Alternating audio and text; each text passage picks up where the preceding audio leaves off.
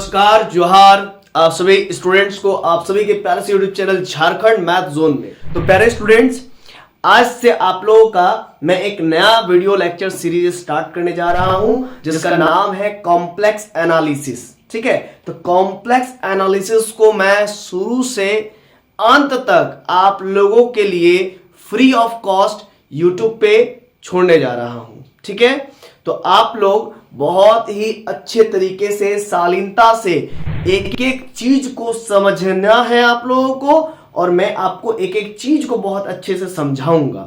मतलब जो लिखा रहेगा सिर्फ लिखने मात्र से नहीं होगा, जो लिखा रहेगा उसके हर एक चीजों को मैं आपको डिटेल में डील करूंगा। ठीक है ना, आपके साथ मैं डिटेल में डील करूंगा। इसके लिए आप एकदम बेफिक्र रहिए, निफिक्र रहिए। ठीक है ना, तो ज्यादा से ज्यादा मोटा मोटी आप कह सकते हैं कि वही 20 से 30 क्लास लूंगा, है ना। 20-30 ज्यादा हो जाएगा, 25 क्लास लूंगा। 25 क्लास में मैं पूरा का पूरा जो है कि आपका कॉम्प्लेक्स खत्म कर दूंगा। ठीक है ना, और आपको बहुत ध्यान से पढ़ना है। मैं बार बार कह दे रहा हूं, बहुत ध्यान से पढ़ना है, और मैं आपको बहुत अच्छे से पढ़ाऊंगा भी। ठीक है, टेंशन मत लीजिए। कहीं भी किसी भी प्रकार का एक थोड़ा सा भी पॉइंट अगर आपको कहीं भी किंतु परंतु मात्र का भी अगर प्रॉब्लम है, समस्या है, तो आप कमेंट में करेंगे, नेक्स्ट वीडियो में उसको मैं क्लियर कर दूंगा।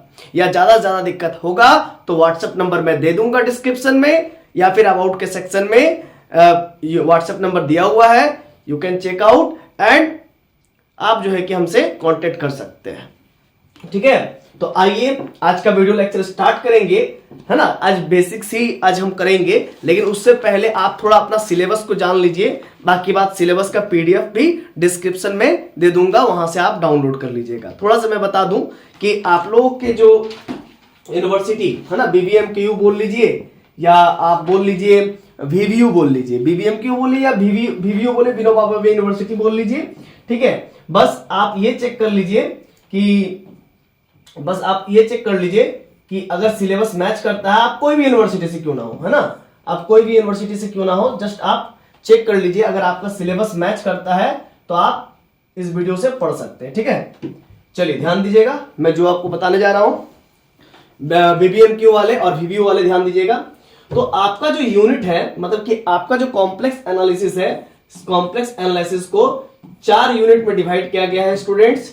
यूनिट 1 है ना, फिर यूनिट 2, यूनिट 3 और यूनिट 4, ये 4 यूनिट्स में डिवाइड किया गया है।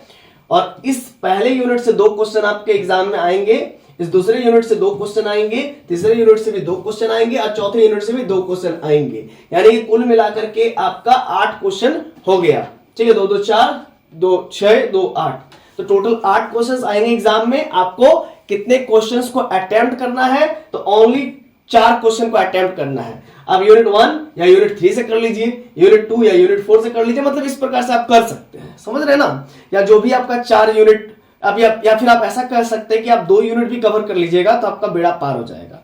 ठीक है ना, लेकिन आप टेंशन मत लीजिए, क्योंकि आप स्टूडेंट है तो आपको हर एक चीज पढ़ना है, और मैं आपको हर एक चीज पढ़ाऊंगा। यूनिट 1 से यूनिट 4 तक पूरा मैं पढ़ाऊंगा। ठीक है ना, इसके लिए आप एकदम निश्चिंत रहिए। ठीक है, चलिए ये तो बात रहा। अब एक बात समझिएगा, यूनिट 1 में आपको क्या क्या पढ़ना, मैं थोड़ा सा लाउडली बोल देता हूं। ठीक है ना, आप समझ लीजिए, और वो मैं उसका पीडीएफ भी दे दूंगा। तो पहला टॉपिक है, कुल मिला के 6 टॉपिक पढ़ना है। कॉम्प्लेक्स इंटीग्रेशन पढ़ना है, फिर कोशीज गॉस-सेट थ्योरम पढ़ना है, कोशीज इंटीग्रल फार्मूला पढ़ना है, फिर हायर ऑर्डर डेरिवेटिव्स पढ़ना है, फिर मोरेरास थ्योरम पढ़ना है, फिर कोशीज इनइक्वालिटी एंड लियोवलिस थ्योरम पढ़ना है। तो कुल मिला के 6 टॉपिक्स पढ़ने हैं आपको।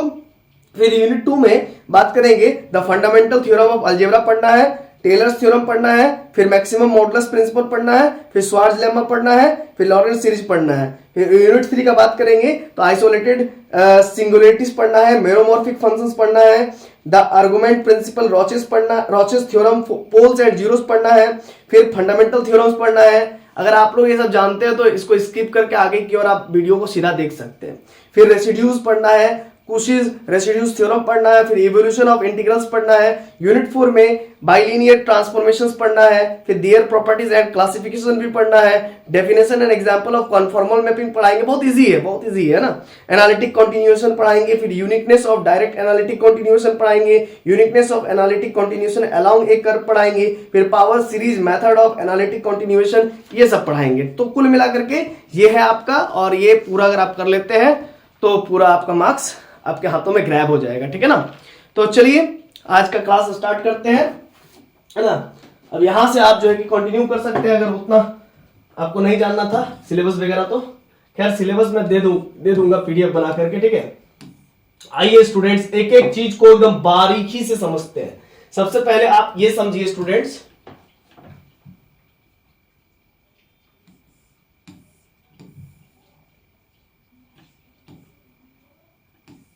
हाँ, तो सबसे पहले आप ये समझिए बेसिक्स ऑफ कॉम्प्लेक्स नंबर्स। क्योंकि कॉम्प्लेक्स एनालिसिस पढ़ने से पहले आपको कॉम्प्लेक्स नंबर्स के कुछ बेसिक्स टर्म्स एंड कंडीशंस से रूबरू मैं करवा दूं, या फिर आप इसको जानकारी रख सकते हैं, नहीं रखेंगे तो आपको दिक्कत हो जाएगा। देखिए सबसे पहले कॉम्प्लेक्स नंबर कहां से आया, तो यूलर्स एक बहुत ही महान वैज्ञानिक थे जिन्होंने जो है कि इमेजिनरी नंबर का कॉन्सेप्ट दिया, समझ रहे ना। कॉम्प्लेक्स नंबर से पहले हम लोग इमेजिनरी नंबर पर बात करेंगे। यूलर्स एक बहुत महान वैज्ञानिक थे जिन्होंने जो है कि इमेजिनरी नंबर पर कॉन्सेप्ट दिया, ठीक है, कि इमेजिनरी नंबर कहां से आया। एक्स स्क्वायर, सबसे पहले उन्होंने क्या किया, सबसे पहले वो जब चाय पी रहे थे, उनका जो मैंने बुक पढ़ा है उसमें बहुत अच्छे से डील में लिखा हुआ था, तो x + 1 = 0 उन्होंने एक लीनियर इक्वेशन लिया, फिर x का वैल्यू इसमें क्या ऐसा पुट करेंगे तो 0 आ जाएगा, तो ऑब्वियस सी बात x = -1 पुट करने से 0 आ जाएगा। फिर उन्होंने बोला कि x - 1 = 0, तो x का वैल्यू क्या पुट करेंगे कि 0 आ जाएगा, तो भाई x = +1 पुट करने से काम चल जाएगा, ठीक है ना। तो कुल मिलाकर के ये दो इक्वेशन पर पहले उन्होंने काम किया, समझ रहे ना, इन दो इक्वेशंस पर काम किया। फिर उन्होंने देखा कि x² + 1 = 0, या फिर पहले इसी पर नहीं चल आएंगे, ठीक है ना, पहले आएंगे x² - 1 = 0। अब फिर यूलर्स ने सोचा कि इस पे x का वैल्यू क्या ऐसा पुट करेंगे कि 0 आ जाएगा, तो x का वैल्यू 2 आप पुट कर सकते हैं, या तो आप +1 पुट कर दी या फिर -1 पुट कीजिए। +1 का स्क्वायर करेंगे तो 1 - 1 0 हो जाएगा, -1 का स्क्वायर +1 हो जाएगा, +1 - 1 0 हो जाएगा। तो इस प्रकार से x के दो रूट्स आ जाएंगे, तो ये भी तो सॉल्व हो गया, इजीली सॉल्व हो गया, ठीक है ना। इसके बाद प्रॉब्लम कहां आया, तो x² + 1 = 0 उन्होंने लिया, ठीक है ना। अब x² अब यहां पर आप बताइए x का ऐसा क्या रियल वैल्यू आप रखेंगे कि इसको सेटिस्फाइड कर जाएगा, यानी कि 0 दे देगा। तो x का कोई रियल वैल्यू नहीं है जिसका वैल्यू यहां पर x का वैल्यू पुट करने पर ये 0 आ जाएगा, कोई नहीं है। क्यों नहीं है, आइए देखिए, चेक कीजिए। x² = -1 हो गया। जैसे मान के चलिए स्टूडेंट्स x² - 1 = 0 है, तो x² = +1 हो गया, तो x² है, देखिए लॉजिक समझेगा, यहां पर यही लॉजिक आपको समझना है कि स्क्वायर है तो उधर चल जाएगा तो 1/2 हो जाएगा, ठीक है ना। बात समझ रहे हैं कि नहीं समझ रहे हैं, ठीक है ना। तो x = √1 हो गया। अब ये जो रूट से जब भी निकलता है तो क्या निकलता है, +-1 निकलता है। लॉजिक समझ रहे हैं कि नहीं समझ रहे हैं, क्योंकि रूट, यहां पर बात को समझिएगा, यहां पर प्लस माइनस क्यों हो रहा है ये भी बात को आपको समझना, ध्यान दीजिएगा। जैसे यहां पर √4 रहता है, तो √4 रहा, तो हम लोग क्या कहते हैं भाई कि अगर कोई भी ऐसा रहे x² -4 = 0 रहे, तो x² = 4 लिखते हैं, फिर x बराबर क्या लिखते हैं, √4, है ना। तो √4 को हम लोग कहते हैं कि भाई +-2। ऐसा क्यों कहते हैं, क्योंकि ये क्वाड्रेटिक इक्वेशन है, स्क्वायर है, इसीलिए इसका दो रूट्स होंगे। तो सिमिलरली भाई x के यहाँ पर मतलब कि स्क्वायर है, यहाँ पर देखिए x पे स्क्वायर, इसीलिए इसके दो रूट्स होंगे, तो जब भी निकलेगा तो +-1 निकलेगा, और रूट अंडर है ना, इसीलिए √1 का वैल्यू 1 ही होता है। क्लियर है कॉन्सेप्ट। चलिए अब यहां तक तो क्लियर था, लेकिन जब यूलर्स ने देखा x² + 1 = 0 है, अगर x² + 1 = 0 ये अगर क्वाड्रेटिक इक्वेशन है, आप कहेंगे कि ये क्वाड्रेटिक कैसे है, तो भाई कंपेयर कीजिए ना, ax² + bx + c = 0, ये क्वाड्रेटिक इक्वेशन है, इससे आप कंपेयर कीजिए। a का वैल्यू क्या है आपका 1 है, और यहां पर देखिए b का वैल्यू क्या है 0 × x, और c का वैल्यू क्या 1 है। लॉजिक समझ रहे हैं ना, तो ये क्वाड्रेटिक इक्वेशन है, और यहां पर ध्यान दीजिएगा a का वैल्यू यहां पर है 1 × x², तो कुल मिलाकर के 1 × x² + 0x + 1 = 0। तो कुल मिलाकर के b भी यहां पर है रियल वैल्यू, c भी है रियल वैल्यू, a भी है रियल वैल्यू, तो कुल मिलाकर के ये क्वाड्रेटिक इक्वेशन x² + 1 बना रहा है, जहां पर b आपका छुपा हुआ है, छुपा रुस्तम।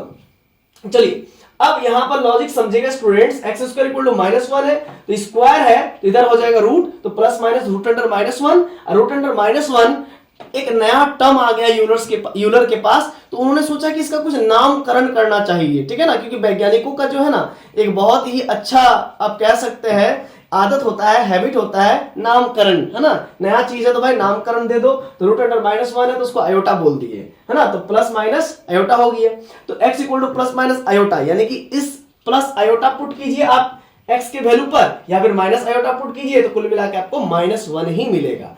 आप अगर x का वैल्यू आप आयोटा पुट करेंगे तो आयोटा का स्क्वायर हो जाएगा, तो आयोटा का स्क्वायर वैल्यू आपको क्या हो जाएगा -1 हो जाएगा, ठीक है ना।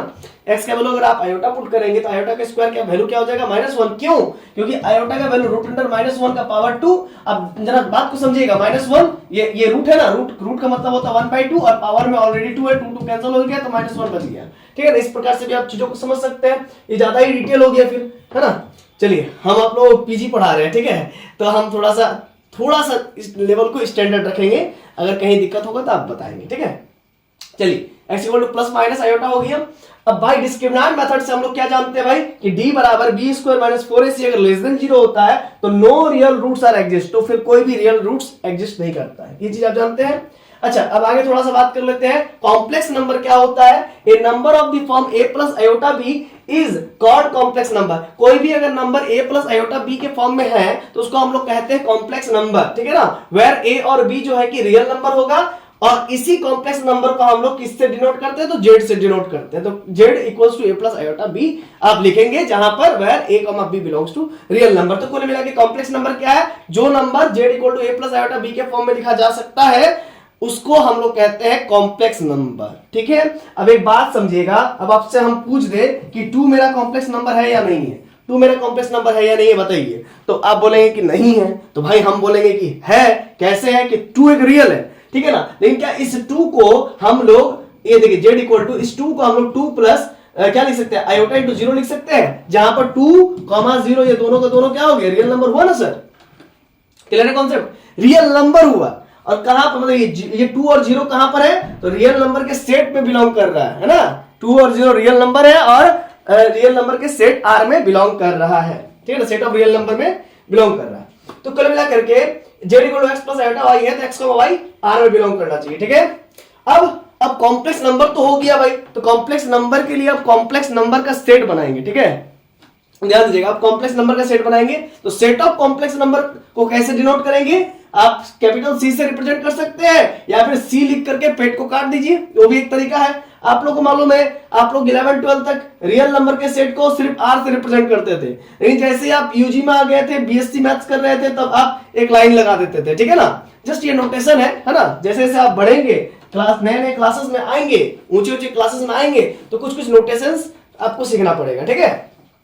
देखिए अब आपको बता दूं, देखिए अब आपको मैं सिखाऊंगा कि कॉम्प्लेक्स नंबर को ऑर्डर्ड पेयर के रूप में भी लिखा जा सकता है, और कॉम्प्लेक्स नंबर एक प्रकार का R क्रॉस R का कार्टेशियन प्रोडक्ट है, या आप कह सकते हैं R का कार्टेशियन प्रोडक्ट है ना। आइए कैसे समझते, complex number as ordered pair. अब ये क्या बात है, देखिए z equal to x plus iota y आपका एक कॉम्प्लेक्स नंबर है स्टूडेंट, तो इसी कॉम्प्लेक्स नंबर को हम लोग लिख सकते हैं x, y ऑर्डर्ड पेयर में, x, y ऑर्डर्ड पेयर में, जहां पर x आपका रियल पार्ट ऑफ z है और y आपका इमेजिनरी पार्ट ऑफ z है, ठीक है स्टूडेंट्स। अब कॉम्प्लेक्स नंबर को हम लोग R क्रॉस R के मदद से भी दिखा सकते हैं, मतलब Cartesian product of real number. तो R क्रॉस R कहने का मतलब R क्रॉस R में कैसे एलिमेंट्स आएंगे, तो x, y टाइप के एलिमेंट आएंगे, ये सेट बिल्डर फॉर्म में यानी कि प्रॉपर्टी फॉर्म में लिखा हुआ है। R क्रॉस R में कैसे एलिमेंट्स आएंगे, R क्रॉस R क्या है, Cartesian product of real number है, तो इसमें x, y ऑर्डर टाइप के ऑर्डर पेयर के जो है कि नंबर आएंगे, ठीक है ना। ये एक प्रकार का वेक्टर पॉइंट भी है, ये x, y एक वेक्टर पॉइंट भी। आप बोलेंगे कैसे सर, देखिए ये मान लीजिए यहां तक x डिस्टेंस है, यहां तक y डिस्टेंस है ना, यहां तक y डिस्टेंस है, तो ये जो पॉइंट होगा x, y this is vector point, क्यों, क्योंकि ये देखिए ये x डिस्टेंस पर कुछ ना कुछ डायरेक्शन में जा रहा है, फिर ये y डिस्टेंस पर कुछ ना कुछ डायरेक्शन और मैग्नीट्यूड भी लेकर के है अपना, ठीक है ना। तो इसीलिए इस पॉइंट को हम लोग वेक्टर पॉइंट भी कह सकते हैं, बात समझ रहे हैं ना। जैसे आप लोग वेक्टर स्पेस में पढ़े होंगे, है ना, 2 dimensional vector, 3 dimensional vector, 4 dimensional vector, 6 dimensional vector, n dimensional vector, वो सब पढ़े होंगे ना। तो वही सब चीजें। तो आर क्रॉस आर जो है कि सेट ऑफ आप कह सकते हैं Cartesian product of real number, तो उसमें x, y टाइप के ऑर्डर्ड पेयर एलिमेंट आएंगे सच दैट x भी रियल नंबर से आएगा और y भी रियल नंबर से आएगा। तो r क्रॉस r क्या है कि ये R2 वेक्टर स्पेस है, मतलब 2 डायमेंशनल वेक्टर स्पेस है, ठीक है ना। रियल नंबर का जो सेट है उसका जो है कि 2 डायमेंशनल वेक्टर स्पेस आप कह सकते हैं।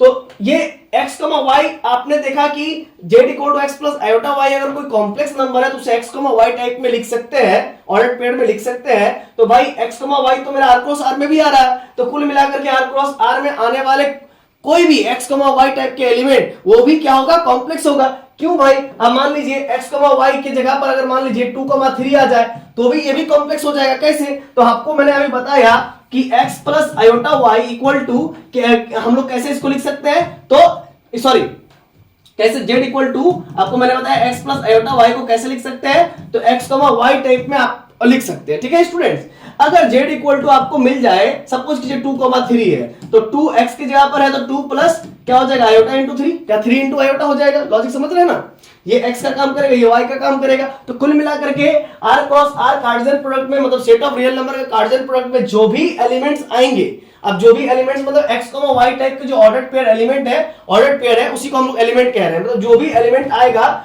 वो जो है कि क्या होगा, कॉम्प्लेक्स नंबर होगा। क्या होगा, कॉम्प्लेक्स नंबर होगा। मतलब r क्रॉस r किसके बराबर हो गया, सेट ऑफ कॉम्प्लेक्स नंबर के बराबर। मतलब इसमें जितने भी टाइप के एलिमेंट आएंगे x, y टाइप के, वो सारे के सारे कॉम्प्लेक्स नंबर होगा। तो कॉम्प्लेक्स नंबर होगा यानी कि r क्रॉस r क्या कंटेंट करके रखा हुआ, क्या अपने अंदर कंटेंट करके रखा हुआ है, तो कॉम्प्लेक्स नंबर को कंटेंट करके रखा है, सेट ऑफ कॉम्प्लेक्स नंबर को कंटेंट करके रखा है, क्योंकि सारा का सारा तो क्या है, कॉम्प्लेक्स ही है ना, सारा का सारा कॉम्प्लेक्स नंबर है। तो सारा का सारा कॉम्प्लेक्स नंबर का जो कलेक्शन है वो कॉम्प्लेक्स नंबर का सेट बनाएगा। तो set of complex number C और r क्रॉस r आपस में क्या हो जाएगा, बराबर हो जाएगा। ठीक है ना, क्लियर है कॉन्सेप्ट। तो आपने अभी देखा कि Cartesian product of real number को, है ना, आप जो है कि सेट ऑफ कॉम्प्लेक्स नंबर कह सकते हैं।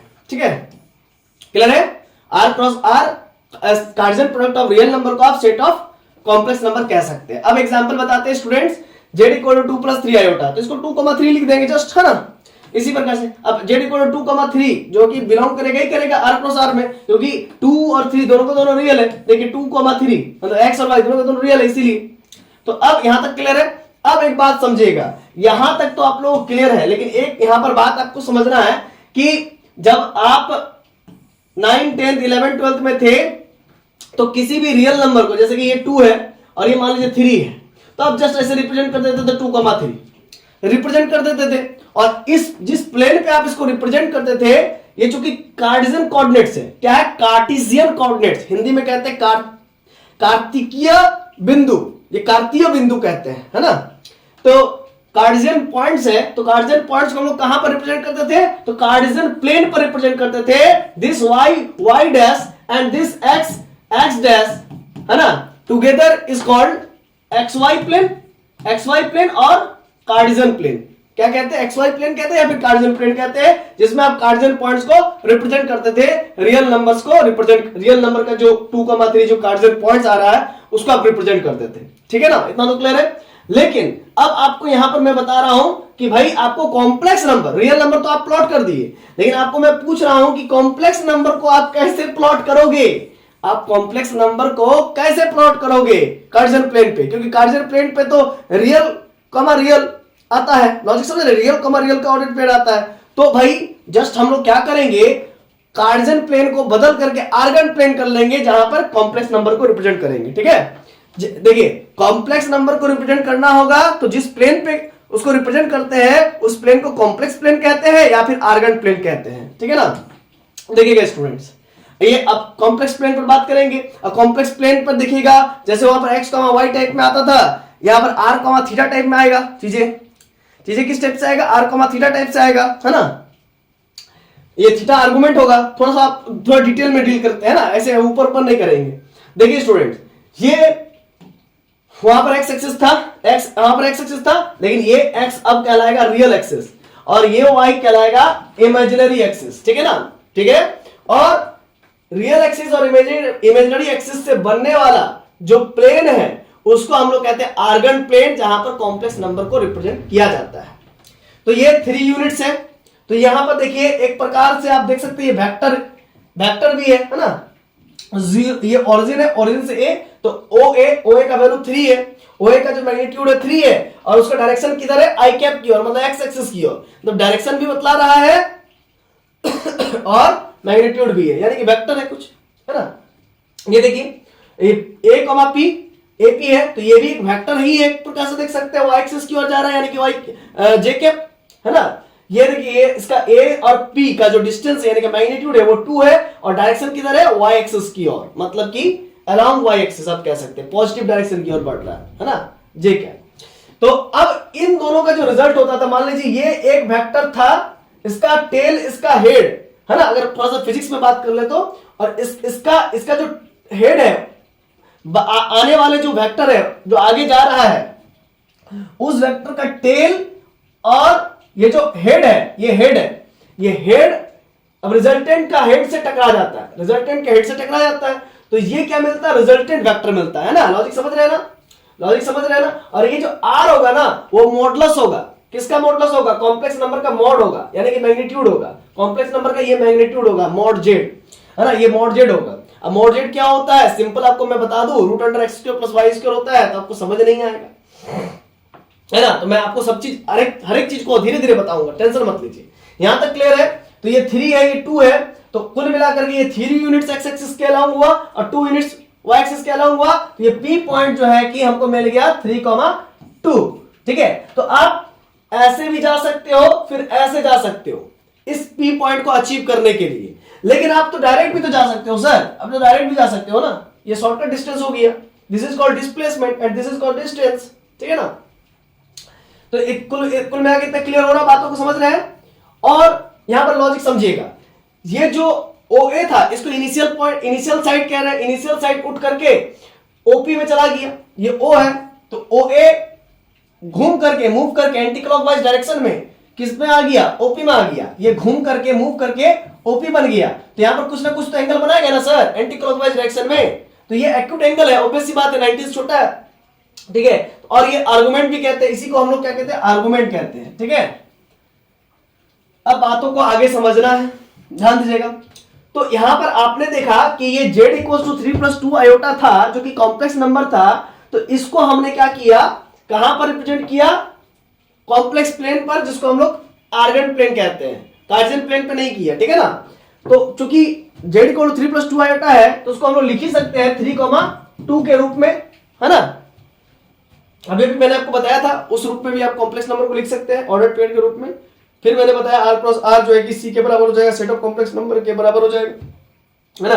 तो देन अगर आप z = 3 + 2 आएगा, कोई भी आप कॉम्प्लेक्स नंबर लेते हैं, तो then every complex number corresponding there exist a unique point p 3,2।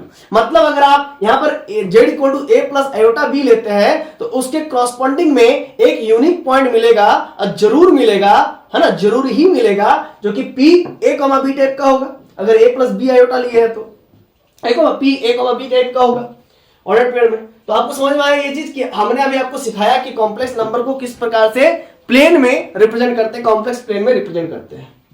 I hope आपको बातें समझ में आ गई होगी, और ज्यादा इसमें जानना नहीं है। हालांकि ये सब आपके एग्जाम में नहीं पूछा जाएगा, लेकिन मैं बेसिक्स क्लियर कर रहा हूं।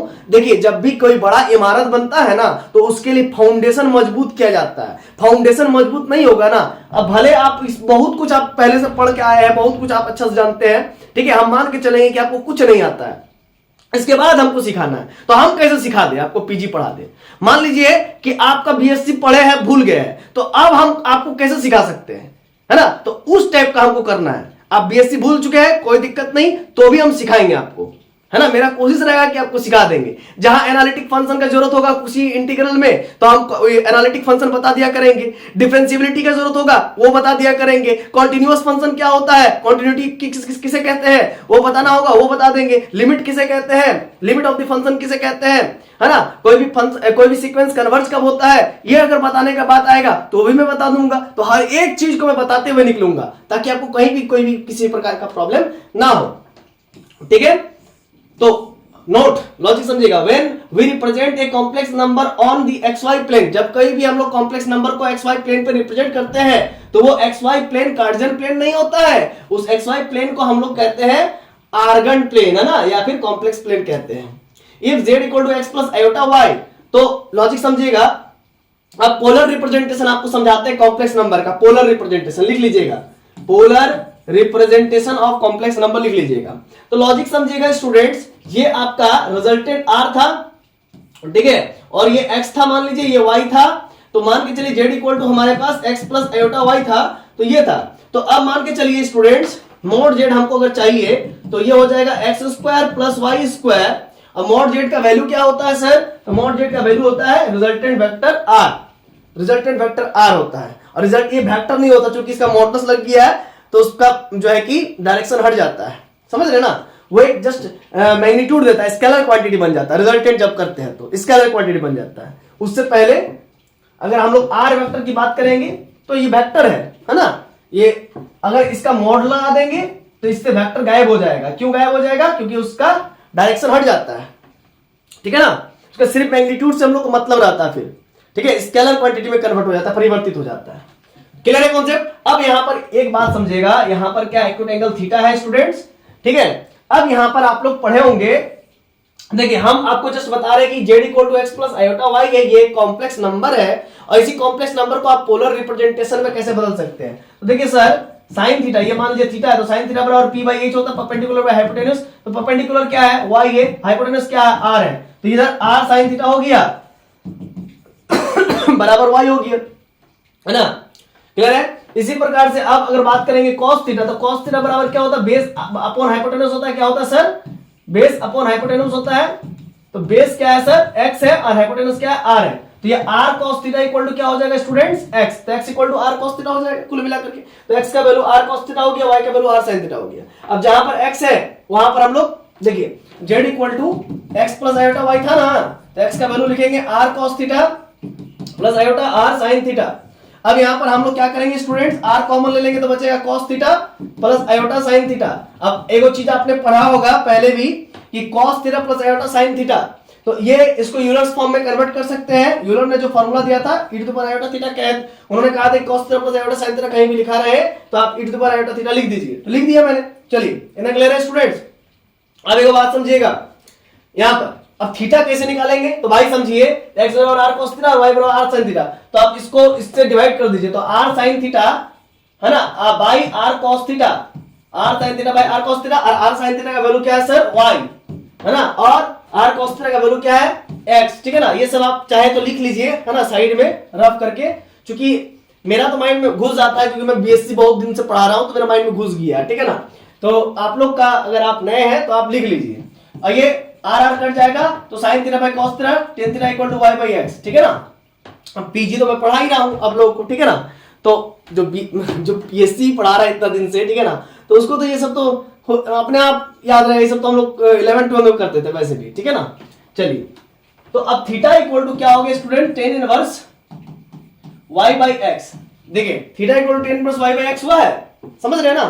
ठीक, अब ये रिजल्टेंट r कैसा है वो बात की बात करेंगे। थीटा निकल गया, आर्गुमेंट निकल गया, आर्गुमेंट निकल गया। अब आगे बात करेंगे हम लोग कि ये r कैसे निकला, ये रिजल्टेंट r का वैल्यू कैसे निकला, मतलब मैग्नीट्यूड, रिजल्टेंट वेक्टर का मैग्नीट्यूड कैसे निकला। लॉजिक समझिएगा, ये x बराबर r cos थीटा, y बराबर r sin थीटा, तो x स्क्वायर कीजिए प्लस y स्क्वायर कीजिए, तो x का वैल्यू r को स्क्वायर cos स्क्वायर थीटा हो जाएगा, और ये प्लस आपका क्या हो जाएगा students? r square sin square theta, y का value r square sin square theta. तो r स्क्वायर कॉमन लेंगे तो cos स्क्वायर थीटा और प्लस sin स्क्वायर थीटा, ठीक है। तो कुल मिलाकर के r square cos square theta plus sin square theta 1, तो कुल मिलाकर r square equal to x square plus y square, ठीक है, x square plus y square. तो it means r equals to root over x square plus y square, ठीक है ना। ये आप नोट कर लीजिए, ठीक है।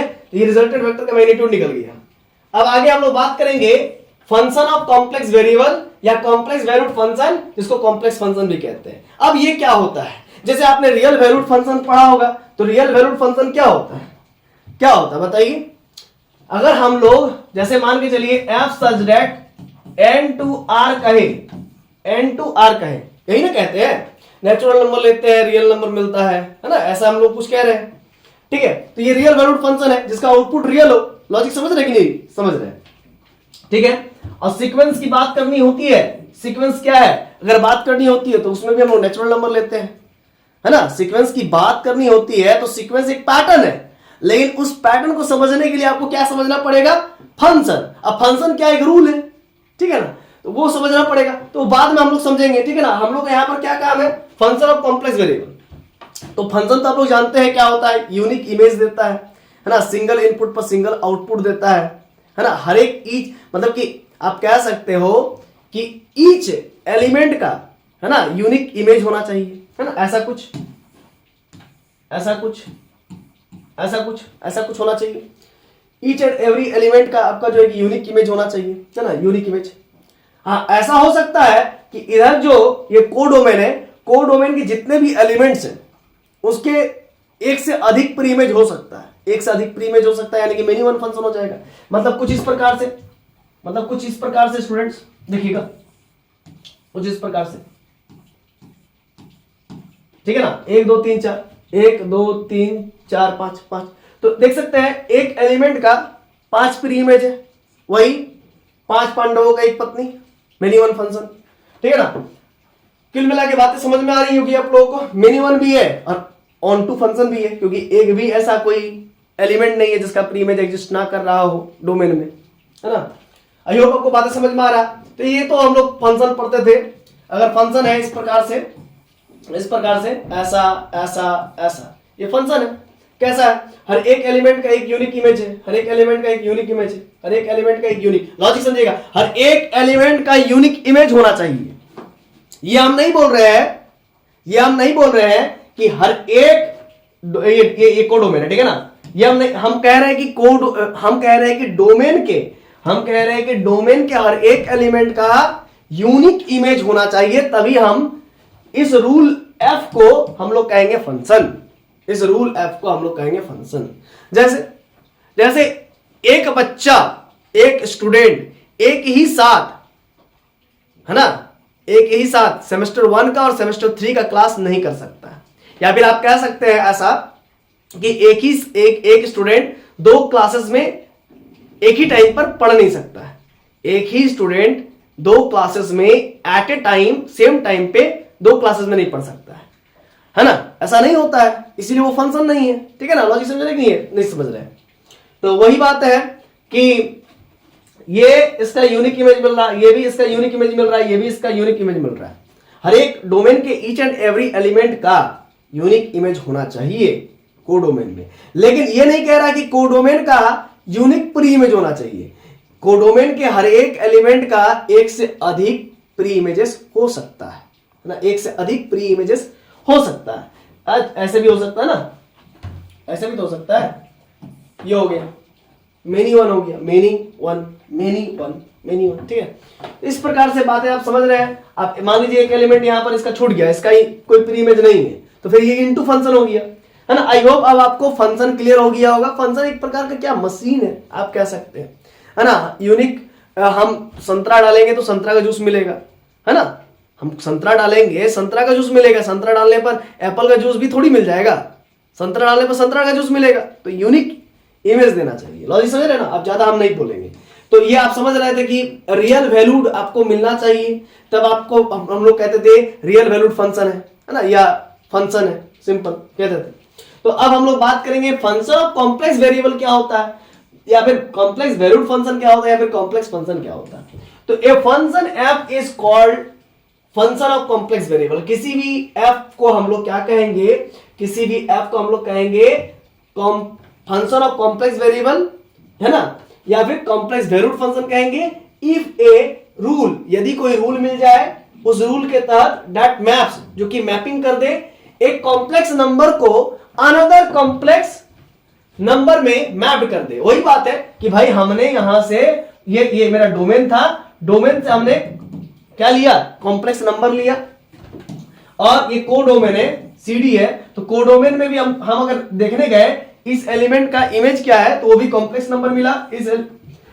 मतलब डोमेन के कॉम्प्लेक्स नंबर के एलिमेंट का इमेज अगर हम कोडोमेन में देख रहे हैं तो हमको क्या मिल रहा है, कॉम्प्लेक्स नंबर मिल रहा है। तो इसका मतलब कुल मिलाकर के एक रूल जरूर मिल रहा होगा फंक्शन एफ, या फिर एफ मिल रहा होगा, रूल एफ मिल रहा होगा, जिसे हम लोग कॉम्प्लेक्स वेरिएबल फंक्शन कह रहे हैं, या फिर कॉम्प्लेक्स वैल्यूड फंक्शन कहते हैं। जैसे हम लोग वहां पर रियल वैल्यूड फंक्शन कहते थे कि हमको आउटपुट में क्या मिलना चाहिए, रियल वैल्यू मिलना चाहिए था। है ना, तब उसको रियल वैल्यूड फंक्शन कहते थे।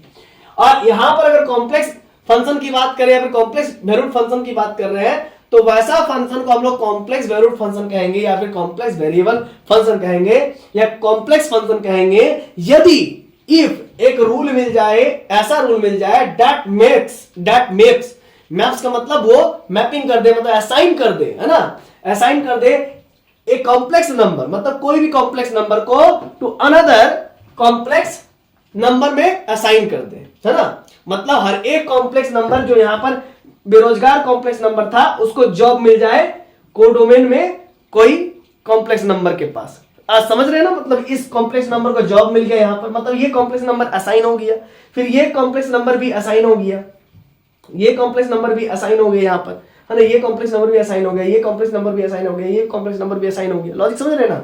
ठीक वही बात है कि a function f is called function of complex variable if a rule that maps A complex number किसी कॉम्प्लेक्स नंबर को टू अनदर कॉम्प्लेक्स नंबर के साथ मैप कर दे, सच दैट इस प्रकार से कि f जो है कि कॉम्प्लेक्स नंबर के सेट से कॉम्प्लेक्स नंबर के सेट में डिफाइन होना चाहिए, मतलब डोमेन भी कॉम्प्लेक्स नंबर और कोडोमेन भी कॉम्प्लेक्स नंबर।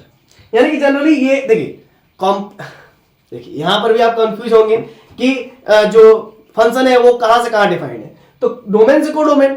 लेकिन एक बात याद रखिएगा, यहां पर जो सी आएगा ना, सी ये क्या होगा, रेंज सेट होगा, ये रेंज सेट में डिफाइन होगा, है ना, क्योंकि आप मान लीजिए कुछ एलिमेंट छूट जाएगा कोडोमेन का तो उसको तो इंक्लूड नहीं करेंगे, तो फिर उसके लिए तो डिफाइन नहीं होगा। लॉजिक समझ रहे हैं ना? मान के चलिए कि मेरा एक फंक्शन है ऐसा, ठीक है ना, यहां पर 1 2 3 4 5 पॉइंट है, यहां पर 1 2 3 4 5 6 पॉइंट है, तो ये इसके साथ असाइन हो गया, ये इसके साथ असाइन हो गया, ये इसके साथ हो गया, ये इसके साथ हो गया, ये इसके साथ हो गया, तो ये लास्ट वाला बच गया। तो लास्ट वाला बच गया मतलब तो कोडोमेन के एक एलिमेंट के साथ तो डिफाइन नहीं हो रहा है, इसके हर एक एलिमेंट डिफाइन नहीं हो रहा है, तो क्या ये फंक्शन नहीं है? हाँ ये फंक्शन है, लेकिन ये ऑन टू फंक्शन नहीं है, ये इनटू फंक्शन है, ठीक है, क्योंकि इसका कोई प्री इमेज इधर नहीं है। तो वही यहां पर अगर आप इस सी को कोडोमेन मान के चल रहे तो फिर तो गलत हो जाएगा, क्योंकि फंक्शन डोमेन से रेंज में डिफाइन होता है, ठीक है ना। चलिए अब लॉजिक समझिएगा, हम यहां पर फंक्शन में क्या दिए, x प्लस आयोटा y दिया, मतलब कि z दिए, z ही तो x प्लस आयोटा y था, हमें इनपुट में कॉम्प्लेक्स नंबर दिया, बदले में हमको u प्लस आयोटा v मिला, ये भी एक कॉम्प्लेक्स नंबर मिल गया, मतलब आउटपुट भी complex number, input complex number and output complex number, this is called complex valued function या कॉम्प्लेक्स वेरिएबल फंक्शन, ठीक है ना। और u जो है कि x y दोनों का फंक्शन हो सकता है, x का भी हो सकता है, y का भी हो सकता है, v x और y दोनों का हो सकता है, ठीक है ना। लॉजिक समझ रहे हैं ना, सिर्फ x का भी हो तो कोई दिक्कत नहीं है, सिर्फ y का भी हो तो कोई दिक्कत नहीं है, ठीक है ना, ऐसा भी तो हो सकता था, है ना।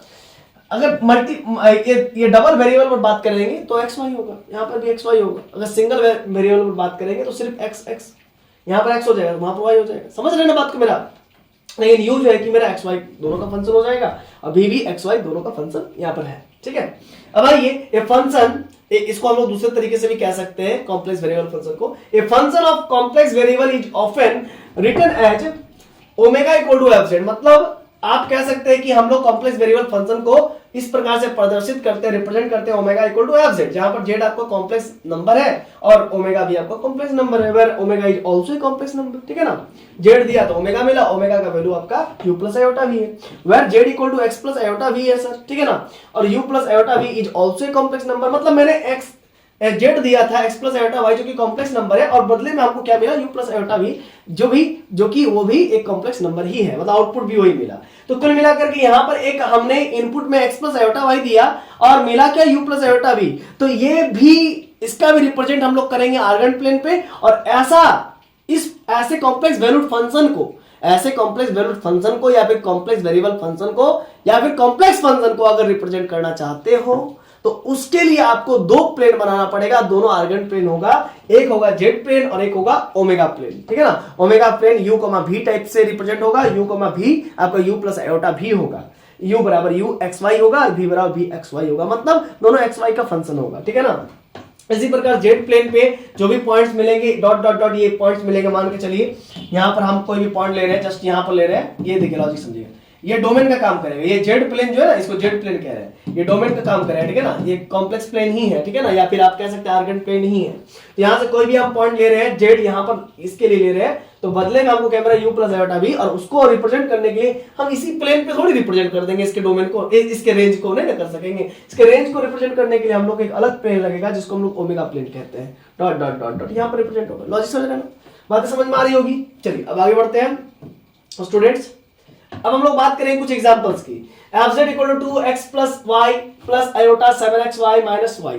तो आप देख सकते हैं कि ये जो है आपका क्या काम कर गया, ये किसका काम कर गया स्टूडेंट्स, ये u का काम कर गया और ये v का काम कर गया। u जहां पर xy का फंक्शन था और ये v जहां पर x, y का फंक्शन था। तो आप देख सकते हैं xy यहां पर भी है, xy यहां पर भी है, ठीक है ना। तो ये z में हमने कुछ ना कुछ इनपुट डाला होगा, z plus x, z equal to x plus iota y, तो बदले में 2x plus y plus iota over 7xy minus 3y मिला, है ना। तो ये इस प्रकार से मिला और ये एक कॉम्प्लेक्स फंक्शन को ही रिप्रेजेंट कर रहा है, fz एक कॉम्प्लेक्स फंक्शन को ही रिप्रेजेंट कर रहा है, ठीक है ना। आइए फिर आगे बढ़ते हैं।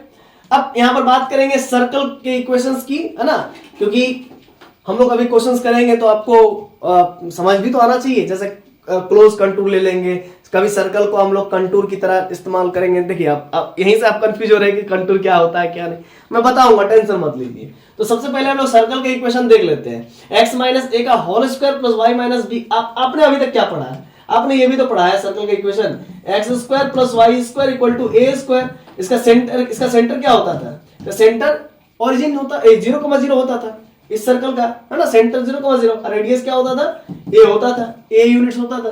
अब मान लीजिए x माइनस ए का whole square plus y minus b का whole square equal to r square है, और ये कार्टेशियन इक्वेशन ऑफ सर्कल है स्टूडेंट्स, जिसका इसका जो सेंटर होगा, इस सर्कल के इक्वेशन का जो सेंटर होगा वो a, b होगा, ऑर्डर पे, ठीक है ना, है ना, और रेडियस क्या होगा, r हो जाएगा, ठीक है, क्लियर है। अब हम लोग ये तो आपने समझा कि भाई कार्टेशियन इक्वेशन ऑफ सर्कल समझ गया, लेकिन कॉम्प्लेक्स फंक्शन में आपको अगर सर्कल को डिफाइन करना है तो आप कैसे डिफाइन करेंगे।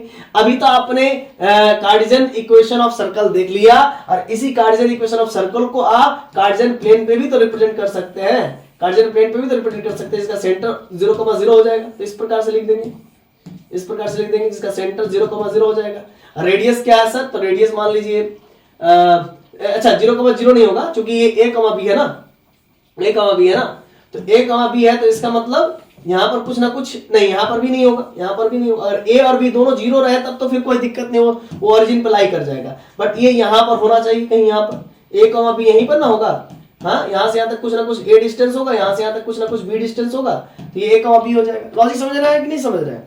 अब इसका कुछ ना कुछ रेडियस है, तो रेडियस क्या है, रेडियस r है, तो r है, तो r है, तो रेडियस r हो गया, r हो गया, r हो गया, r हो गया, समझ रहे नहीं समझ रहे। चलिए ये हो गया, ये तो आपने कार्टेशियन प्लेन पर Cartesian equation of circle draw कर दिया, बहुत अच्छा है ना। लेकिन अब आपको सर्कल को डिफाइन करना है। अभी सर्कल को आपने डिफाइन किया था कार्टेशियन इक्वेशन पे, कार्टेशियन इक्वेशन के लिए डिफाइन किया था, या फिर आप कह सकते हैं कि सर्कल को आपने डिफाइन किया था कार्टेशियन प्लेन पर। अब आपको सर्कल को डिफाइन करना कॉम्प्लेक्स प्लेन पर, या फिर आप कह सकते हैं कि यहां पर आपने लिखा था सर्कल का इक्वेशन कार्टेशियन इक्वेशन, सर्कल का इक्वेशन को कार्टेशियन इक्वेशन में लिखा था, मतलब आप कार्टेशियन इक्वेशन ऑफ सर्कल लिखे थे, आपने कार्टेशियन इक्वेशन ऑफ सर्कल लिखा था। अब आपको लिखना है कॉम्प्लेक्स इक्वेशन फॉर सर्कल लिखना है। मैं क्या कह रहा हूं, कॉम्प्लेक्स इक्वेशन फॉर सर्कल लिखना है, या फिर सर्कल को आपको डिफाइन करना है कॉम्प्लेक्स फंक्शन के लिए। तो कैसे डिफाइन करेंगे, तो modulus of z minus z nought equal to r, ये आप कहेंगे। मतलब ये कि लॉजिक समझिएगा, एक सर्कल है, ठीक है ना, जिसका रेडियस r है और जिसका सेंटर z0 है, समझ रहे हैं, और ये कोई आर्बिट्ररी पॉइंट z है, यहां पर भी हो सकता है आर्बिट्ररी पॉइंट z, यहां पर भी हो सकता है आर्बिट्ररी पॉइंट z, ठीक है ना। ये जो z है ना उसको मैं बता रहा हूं, ठीक है, यहां पर भी हो सकता है आर्बिट्ररी पॉइंट z, ठीक है ना, यहां पर भी हो सकता है आर्बिट्ररी पॉइंट z। लॉजिक समझ रहे कि नहीं समझ रहे, ठीक है, यहां पर भी आर्बिट्ररी पॉइंट z हो सकता है। तो यहां पर बात को समझिएगा, जब आप z में से है ना z0 को माइनस कर देंगे, ठीक है ना, भले अगर नेगेटिव आ जाए तो उसका मॉड ले लेंगे तो पॉजिटिव आ जाएगा, ठीक है, हालांकि नेगेटिव नहीं आएगा बाबा, क्योंकि z तो बड़ा है ना z0 से, ऑब्वियस सी बात है, या केंद्र की ओर, सेंटर की ओर है, ये बाहर की ओर है, आउटवर्ड, तो ये किसके बराबर हो जाएगा, हमेशा रेडियस के बराबर हो जाएगा। मतलब अगर z में, मतलब ये सर्कल के सरकमफ्रेंस अगर आप कोई भी आर्बिट्ररी पॉइंट उठाएंगे और उसके सेंटर से सब्ट्रैक्ट कर देंगे सर, तो आपको हमेशा r मिलेगा, आपको हमेशा क्या मिलेगा, आर मिलेगा, मतलब रेडियस आर मिलेगा। तो ये बताना चाह रहा है कि ये कॉम्प्लेक्स इक्वेशन ऑफ सर्कल है जिस सर्कल का सेंटर जेड नॉट है, जिस सर्कल का रेडियस आर है। अब बहुत को इसको ऐसे भी तो रिप्रेजेंट करते हैं, जेड माइनस जेड नॉट का whole square equal to r square. इसको कीजिएगा तो आपको वो चीज मिल जाएगा, है ना, cardinal equation of circle x square plus y square equal to a square. यहाँ पर आर स्क्वायर मिलेगा आपको क्योंकि आर है ना, समझ रहे ना। तो उस प्रकार से भी आप प्रूव कर सकते हो। खैर इतना भी लिख दिए तो आप मतलब वही बात हुआ, ठीक है ना। चलिए अब यहाँ पर हम लोग बात करेंगे आगे की ओर। अच्छा वेर आप लिख लेंगे जेड नॉट। अच्छा ये आपको याद भी रखना है क्योंकि काम आएगा आगे, है ना। इस सब के बिना जो है कि कुछ क्वेश्चन ही नहीं बनेंगे, हिलेगा तक नहीं। मतलब आपका कॉम्प्लेक्स इंटीग्रेशन हो गया, ठीक है ना, वहां पर भी काम आता है थोड़ा बहुत। और साथ ही साथ आपका जो है कि जिसको कॉम्प्लेक्स इंटीग्रेशन को कंटूर इंटीग्रेशन भी कहते हैं, आप कुशीज इंटीग्रल पढ़ेंगे वहां पर भी आपको काम आएगा। बिना इस इक्वेशन का हिलेगा ही नहीं, इसलिए आप इसको माइंड में भर लीजिए, ठीक है ना। And parametric equation of circle, ये तो था भाई कॉम्प्लेक्स इक्वेशन ऑफ सर्कल था, है ना, या फिर सर्कल को डिफाइन किया था मैंने कॉम्प्लेक्स फंक्शन के रूप में, है ना। अब हम लोग according to complex function define किया था, है ना, ऊपर वाला। अच्छा mod of z minus z not equal to r, इसको 10 बार रट लीजिए, याद कर लीजिए, लिख लीजिए कॉपी में, है ना, कि ये होता है भाई कॉम्प्लेक्स फंक्शन ऑफ सर्कल या फिर कॉम्प्लेक्स इक्वेशन ऑफ सर्कल, ये होता है, ठीक है। अब मैं पैरामेट्रिक इक्वेशन ऑफ सर्कल लिखना चाहता हूं, तो पैरामेट्रिक इक्वेशन ऑफ सर्कल होता है z minus z not equal to r into e to the power iota theta, ठीक है। ये होता है, ये सब आपने पढ़ा होगा, कहां पढ़ा होगा, तो आपने सेमेस्टर 6 में पढ़ा होगा, complex analysis, matrix space and complex analysis में। तो सर आप यहां पर क्यों बता रहे हैं, क्योंकि आप लोग बहुत कुछ जो है कि सब भूल गए होंगे बच्चे, इसीलिए मैं बता रहा हूं, ठीक है ना। तो इसीलिए आपको ध्यान से देखना है। तो z minus z not equal to r into e to the power iota theta है। तो वेयर जेड नॉट क्या है, सेंटर ऑफ द सर्कल है, क्या है where z nought centre of the circle, और आर क्या है, रेडियस ऑफ द सर्कल है, ठीक है ना। क्लियर है कॉन्सेप्ट। और ये जो है z minus z not equal to r into e to the power iota theta parametric equation of circle है। इसको भी आप याद रखिए क्योंकि कॉन्टूर इंटीग्रेशन जब करते हैं तो वहां पर काम आता है, कॉम्प्लेक्स, जिसको कॉम्प्लेक्स इंटीग्रेशन भी कहते हैं, तो वहां पर काम आता है। मैं बताऊंगा कैसे काम आ रहा है, अभी तो कुछ नहीं इसका समझ आ रहा ना कि ये क्या है क्या नहीं, ये आप पढ़ चुके हैं, लेकिन ये सब प्रूफ भी आप कर चुके हैं। इसको आप सॉल्व करेंगे तो आपको जो है कि सर्कल का इक्वेशन मिलेगा, ठीक है ना। चलिए अच्छा इसको मैं थोड़ा सा मैं अगर ब्रीफली तोड़ दूं तो थोड़ा सा आप लोगों को समझ में आएगा ज्यादा। R into cos theta plus iota sine theta, ठीक है स्टूडेंट्स, ठीक।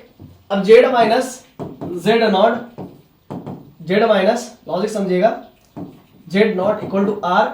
अब यहां पर एक बात समझिएगा क्या, कि जब भी सर्कल बनता है ना, जब भी सर्कल बनता है तो 0 डिग्री से स्टार्ट होता है ना, 0 डिग्री से स्टार्ट होता है, ठीक है। और आ करके मिलता है 2 पाई पर, 360 में मिलता है।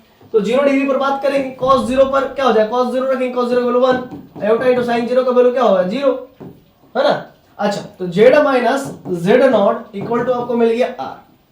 समझ रहे कि नहीं समझ रहे। तो इससे आपको क्या समझ में आ रहा है कि अभी मेरा सर्कल जस्ट बनना स्टार्ट हुआ क्योंकि मैंने एंगल 0 लिया। अब आप ऐसा कीजिए क्योंकि सर्कल का जो एंगल होगा वो कहां से कहां तक वेरी करेगा, 0 डिग्री से 2 पाई पर वेरी करेगा। अब z minus z not equal to r, यहां पर क्या हो जाएगा cos 2 pi plus iota sine 2 pi, ठीक है। अब लॉजिक समझिएगा, जेड माइनस जेड नॉट है ना, z minus z not equal to r, cos 2 pi का वैल्यू क्या होता है, cos 2 पाई प्लस थीटा, मतलब cos 2 pi plus 0, cos 2 pi plus theta cos 0, है ना, cos थीटा होता है, तो cos 0 का वैल्यू 1 और sin 2 पाई का वैल्यू 0 हो जाता है। तो फिर से इस प्रकार से यहां पर z minus z not equal to r आ गया। तो वही बात है, देखिए ये पता चल रहा है ना हम लोग को, यहां पर ये पता चला हम लोग को कि 0 डिग्री से लेकर के जब आप घूमेंगे 360 तक तो z minus z not equal to r मिल रहा है। मतलब ये ऐसा सर्कल को रिप्रेजेंट कर रहा है जिसका रेडियस आर है, जिसका सेंटर जेड नॉट है। बात समझ में आ रहा है कि नहीं आ रहा, आई होप आपको समझ में आ गई होगी बातें। चलिए तब आगे बढ़ते हैं, है ना। ये क्लियर था ना, इनिशियल पॉइंट हमने थीटा लिया था 0 डिग्री और फाइनल पॉइंट हमने लिया था क्या 2 पाई लिया था। क्योंकि अगर सर्कल बनाना है तो पैरामीटर्स तो लेना ही पड़ेगा, सर्कल बनाना है तो पैरामीटर्स तो लेना ही पड़ेगा, है ना। कहां से स्टार्ट कर रहे हैं, कहां पर खत्म कर रहे हैं ना, लॉजिक समझ रहे कि नहीं आ रहा है बताइए। हम यहां से स्टार्ट किए 0 डिग्री से स्टार्ट किए, फिर है ना ये 2 पाई पर आ गया, 360 पर आ गया, तो ये पैरामीटर्स हो गया। समझ रहे कि नहीं समझ रहे। चलिए, लेकिन ये याद रखिएगा z minus z not equal to r into it पर आयोटा थीटा, ये पैरामीट्रिक इक्वेशन ऑफ सर्कल होता है। बाबा हम हाथ जोड़ से आप लोगों से विनती करते हैं, अगर नहीं याद रखोगे ना तो आपको कॉन्टूर इंटीग्रेशन कुछ नहीं समझ में आएगा, ठीक है। और ये सब आपने प्रूफ किया, बहुत सारा किया है सब चीज, है ना। कहाँ किया है? तो आपने बीएससी में बहुत किया है। अब आप इसको याद रखो, है ना। That is equation of circle is, theta क्या है? आर्गुमेंट है, ठीक है। तो यहां पर हमने क्या पढ़ा अभी अभी? Z minus z not equal to r into it पर iota theta, parametric equation of circle. तो ये लॉजिक समझिएगा स्टूडेंट, ये माइनस में था ना जेड नॉट, तो उसको प्लस में ले जाइए, तो z equal to z nought plus r into it पर आयोटा थीटा।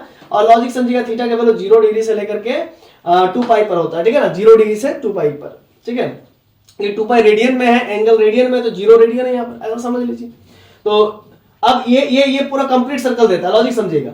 0 से 2 पाई के बीच में कंप्लीट सर्कल मिलता है, क्योंकि एक सर्कल का पूरा कंप्लीट यहाँ पर एक रिवोल्यूशन होता है, मतलब आप कह सकते हैं ये घूम करके यहां तक आता है, ठीक है ना, ऐसा कह सकते हैं, ठीक। कंप्लीट सर्कल बनता है, रिवोल्यूशन उसमें हटाइए वो सब, है ना, टर्म्स को। कंप्लीट सर्कल बनता है, ठीक है। थीटा का वैल्यू 0 से 2 पाई पे कंप्लीट सर्कल बनता है, तो ये क्लियर है। अब यहाँ पर हम सेमी सर्कल की बात करेंगे, तो सेमी सर्कल का सरकमफ्रेंस क्या होता है? टोटल सर्कल का सरकमफ्रेंस 2 पाई आर होता है, सेमी का होता है 2 से डिवाइड कीजिए तो पाई आर हो गया। तो हम कहना चाह रहे हैं कि सेमी सर्कल का इक्वेशन क्या होगा? कॉम्प्लेक्स वेरिएबल में, है ना। तो ये थीटा का वैल्यू कहां से कहां तक लेंगे? पैरामीटर 0 से पाई पे लेंगे, क्योंकि 0 से 180 डिग्री पर ही आपका क्या बन जाएगा? सेमी सर्कल बन जाएगा, ठीक है। क्लियर कौन सा? चलिए, ये any point on the circle है, पी क्या रिप्रेजेंट कर रहा है? Any point on the circle, और जेड नॉट क्या कर रहा है? Centre of the circle, and theta क्या कर रहा है? आर्गुमेंट ऑफ द सर्कल, ठीक है। अब पैरामीट्रिक इक्वेशन समझिएगा, आपको अभी मैंने बताया कि z equal to z nought plus r into e to iota theta. Theta क्या? आर्गुमेंट ऑफ एनी पॉइंट, है ना। आप कह सकते हैं थीटा क्या है? किसी भी पॉइंट का आर्गुमेंट है, ठीक है ना। लॉजिक समझिएगा, यहां पर लॉजिक समझिएगा। यहां पर ये थीटा जो है कि पी पॉइंट का आर्गुमेंट है, यहां पर पी डैश पॉइंट लगा दिए तो यहां पर थीटा से कुछ बढ़ जाएगा, यहां पर थीटा डैश हो जाएगा। ये थीटा डैश का पी डैश पॉइंट का आर्गुमेंट बन जाएगा। इसी प्रकार से ये बदलते रहेगा, लॉजिक समझ रहे हैं ना। और यहाँ ये घूम कर यहां पर आ गया तो हम कहेंगे इस स्ट्रेट लाइन का, या फिर यहां पर एक पॉइंट है, स्ट्रेट लाइन छोड़िए, यहां पर एक पॉइंट है, इस पॉइंट का ये जो 180 डिग्री है ना, वो क्या बन गया? आर्गुमेंट बन गया, ये कहेंगे। लॉजिक समझ रहे हैं ना। आई होप आपको बातें समझ में आ गई होगी। तो z equal to z nought plus r e to the power iota theta, argument of any point का आर्गुमेंट है, और z nought centre of the circle है, और आर क्या है? Radius of the circle. अब मान के चलिए student, z not equal to 0 plus z not equal to, अगर मान लीजिए मेरा centre of the circle origin है, तो ऑरिजिन मतलब 0,0 एक कॉम्प्लेक्स नंबर है। कैसे सर? तो z not equal to 0 plus 0 iota लिख ही सकते हैं कॉम्प्लेक्स नंबर। 0,0 यहाँ पर अगर कोई कोऑर्डिनेट आ गया 0,0, तो 0,0 को क्या लिखा जा सकता है? 0,0 को 0 प्लस आयोटा इंटू 0 लिख सकते हैं, ठीक है ना। तो z not equal to 0 plus 0 iota, यानी कि centre of the origin. Centre क्या हो गया? एट ओरिजिन पे हो गया। अब उस केस में क्या हो जाएगा? Equation of the circle, parametric equation of circle क्या हो जाएगा? तो जेड नॉट का वैल्यू 0, तो 0 को लिखो ना लिखो कोई फर्क नहीं पड़ता है। उसी प्रकार से, ठीक उसी प्रकार से जिस प्रकार से पापड़ को तभी तक खाने में मजा आता है जब तक उसमें से आवाज निकले, है ना, कहने का मतलब। और अगर पापड़ को भात के अंदर डाल दो और कुछ देर बाद खाओ, तो फिर पापड़ खाओ या ना खाओ बात बराबर है, क्योंकि पापड़ से फिर आवाज निकलना बंद हो जाता है, क्योंकि वो क्या हो जाता है? खत्म हो जाता है। लॉजिक समझ रहे ना। तो वही बात है, बहुत कोई क्या करते हैं ना पार्टी शादी में, बुफे सिस्टम में, बहुत कुछ भात ले लिए, पहले पापड़ ले लिए, ये ले लिए, वो ले लिए, भात ले लिए उसके ऊपर में, ठीक है ना, फिर क्या क्या पुलाव वगैरह ले लिए, तो उसके मॉइस्चर से पापड़ फिर खत्म हो जाता है, उसका जो आवाज जो है ना वो खत्म हो जाता है, ठीक है ना। तो ठीक उसी प्रकार से 0 को रखो ना रखो कोई फर्क नहीं पड़ता है ना। आगे 0 प्लस करो या ना करो, 0 किसी के साथ प्लस करो या ना करो, उससे कोई फर्क नहीं पड़ता है।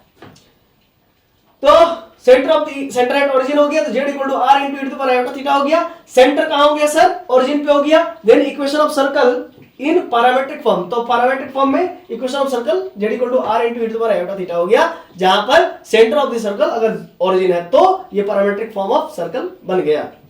The circle is also a curve, circle तो एक कर्व है, हाँ। कर्व कहीं ना स्पेशल टाइप है जी। कर्व ऐसे ऐसे घूमता था पहले, ऐसे से जाता था, ठीक है, ऐसे से जाता था, लेकिन जब से कर्व जो है कि सीख गया ऐसा घूम रहा, तो वो कर्व सर्कल बनने लग गया, क्लोज कर्व को सर्कल बना दिया। ठीक है, लेकिन ये एक चीज और फॉलो करता है, ये फॉलो करता है कि पाई का वैल्यू हमेशा 22/7 होना चाहिए, है ना। और यहां पर एक बात आपसे पूछना चाहेंगे, क्या ये पाई 22/7 कहां से आया, जरा सोचिएगा, बहुत अच्छे से सोचिएगा, ये है क्या चीज। हम लोग क्या जानते हैं, 2πr सर्कल का सरकमफ्रेंस होता है ना, ठीक। तो ये पाई का वैल्यू 22/7 कहां से हुआ, ये जरा सोचिएगा, है ना।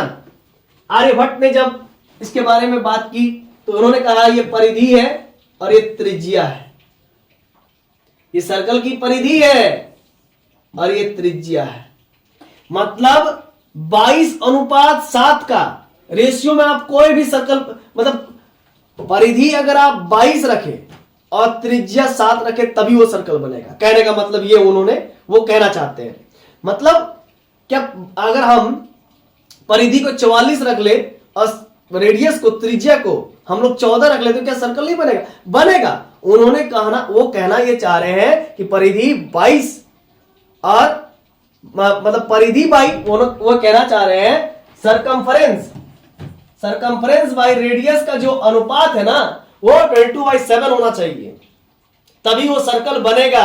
और नहीं तो पहले क्या होता था, पहले जो पहिया बनता था कभी ऊपर कभी नीचे, कभी ऊपर कभी नीचे, गोल ही नहीं बन पाता था पहले। जब से इस परिधि की आविष्कार हुई, पाई की आविष्कार हुई, तब से चीजें बहुत ही सटीक होने लगी, ठीक है ना, समझ रहे ना। नहीं तो फिर आज तक हम लोग को बहुत अच्छा सर्कल नहीं मिलता जिसका सेंटर 0,0 हो, बहुत अच्छे से स्मूथली घूम जाए, है ना, वैसा नहीं मिलता, फिर तो दिक्कत होता है ना। अगर मान लीजिए कोई एक ऐसा सर्कल है जिसका सेंटर यहाँ पर है, तो ये कैसा सर्कल, ये घूम पाएगा, बढ़िया से नहीं घूम पाएगा, है ना, तो वही प्रॉब्लम हो जाता। तो आप करके देखिएगा, ये पाई शायद, है ना, परिधि बाई त्रिज्या से आ रहा होगा। मतलब आप कहने का मतलब कोई भी बड़ा से बड़ा सर्कल ले लीजिए, दुनिया का कोई भी बड़ा से बड़ा सर्कल ले लीजिए और उसका परिधि और उसका त्रिज्या का डिवाइड करके निकालिए, आपको 22/7 निकलेगा। कहने का मतलब 22/7 निकलेगा। आप इसका इस्तेमाल, इसका मतलब आप इसको प्रैक्टिकली इसको प्रूफ कर सकते हैं, है ना। कोई भी गाड़ी जाइए, गाड़ी के पास जाइए, उसका सरकमफ्रेंस नाप लीजिए फीता से और उसका रेडियस नाप लीजिए और उसको डिवाइड करके देख लीजिए, ठीक है ना, आपको हमेशा ऐसा ही नजर आएगा, ठीक है ना। Clear concept. The circle is also a curve, है ना, कर्व होता है भाई इन दी रियल इंटरवल, और रियल इंटरवल में थीटा का वैल्यू 0 से 2π होता है और थीटा t मतलब कि पैरामीटर की तरह काम कर रहा है। कहीं पर आप यहां पर जैसे कि थीटा देख रहे हैं तो कहीं पर t लिख देगा, है ना, पैरामीटर के विषय में t भी इस्तेमाल करते हैं, थीटा भी इस्तेमाल करते हैं। और ये जो 0 है ये अल्फा का काम करेगा, 2π जो है कि बीटा का काम करेगा। ये इनिशियल एंगल हो गया, ये फाइनल एंगल हो गया बीटा, ठीक है ना। यानी कि t मेरा कहां से कहां तक मूव कर रहा है स्टूडेंट्स, तो t मेरा वेरी कर रहा है less than equals to beta and greater than equal to alpha, ठीक है ना। चलिए, तो क्लियर है कॉन्सेप्ट। तो चलिए अब थोड़ा सा यहां पर बात करें कर्व्स की। अब ये कर्व क्या होता है, एक curve C in the Argand plane, logic समझिएगा। हम यहां पर एक आर्गन प्लेन बना रहे हैं स्टूडेंट्स, एक आर्गन प्लेन बना रहे हैं, ये आर्गन प्लेन बना रहे हैं और ये कोई भी कर्व सी बना रहे हैं। चलिए ठीक है, ये आर्गन प्लेन, ये रियल एक्सिस है और ये इमेजिनरी एक्सिस है IMG, ठीक है ना, इमेजिनरी एक्सिस। तो एक curve C in the Argand plane, कोई भी आर्गन प्लेन में या फिर कॉम्प्लेक्स प्लेन पे एक कर्व है ना, प्लेन पे, इज कॉन्टिन्यूअस कॉम्प्लेक्स, है ना, is continuous complex valued function. मतलब वो कर्व कैसा है, वो कर्व कॉन्टिन्यूअस भी है और कॉम्प्लेक्स वैल्यूड फंक्शन है। मतलब ये कर्व जो है कि हमको प्रत्येक कॉम्प्लेक्स इनपुट पर, देखिए रियल भी पुट करेंगे तो कॉम्प्लेक्स ही होता है, ठीक है ना, क्योंकि all real numbers are subset of complex number, या फिर आप कह सकते हैं ऑल रियल नंबर्स जो है कि किसके अंदर कंटेंट रहेगा, किसके अंदर रहेगा, तो कॉम्प्लेक्स नंबर के सेट ऑफ कॉम्प्लेक्स नंबर के अंदर रहेगा। अगर 2 भी बात करें, 2 एक रियल भी है और साथ में कॉम्प्लेक्स भी है। कोई भी आप रियल नंबर ले लीजिए वो कॉम्प्लेक्स नंबर होता ही है। तो कहने का मतलब सर कि एक कर्व सी, कोई कर्व ये सी है, कर्व सी है इन दी आर्गन प्लेन पे, ये आर्गन प्लेन है, ये रियल एक्सिस है, ये इमेजिनरी एक्सिस है, कॉन्टिन्यूअस कॉम्प्लेक्स वैल्यूड फंक्शन। और ये जो फंक्शन f है ना, ये जो फंक्शन f है वो कैसा फंक्शन है, तो वो कॉन्टिन्यूअस है, मतलब कॉन्टिन्यूअस मतलब कहीं ब्रेक नहीं है, ठीक है, कहीं ब्रेक नजर आ रहा है ना, कॉन्टिन्यूअस है, कॉम्प्लेक्स वैल्यूड है। कॉम्प्लेक्स वैल्यूड फंक्शन मतलब कि कोई भी नंबर लेगा, कोई भी कॉम्प्लेक्स नंबर लेगा तो उसके बदले आउटपुट भी कॉम्प्लेक्स ही देगा। फंक्शन ZT है ना, और वो कैसा फंक्शन है, तो ZT टाइप का फंक्शन है।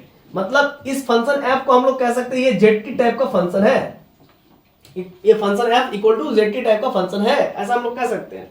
और फिर रियल वैल्यू मतलब ये जो फंक्शन f है वो ZT टाइप का है, ZT, ठीक है ना। एक रियल वेरिएबल t डिफाइंड, एक बात समझिएगा, यहां पर जो t है वो एक रियल वेरिएबल है और वो डिफाइन किया जा रहा है ऑन ए रियल इंटरवल। भाई ऑब्वियस सी बात है, रियल एक्सिस में तो रियल इंटरवल ही ना होगा। मान के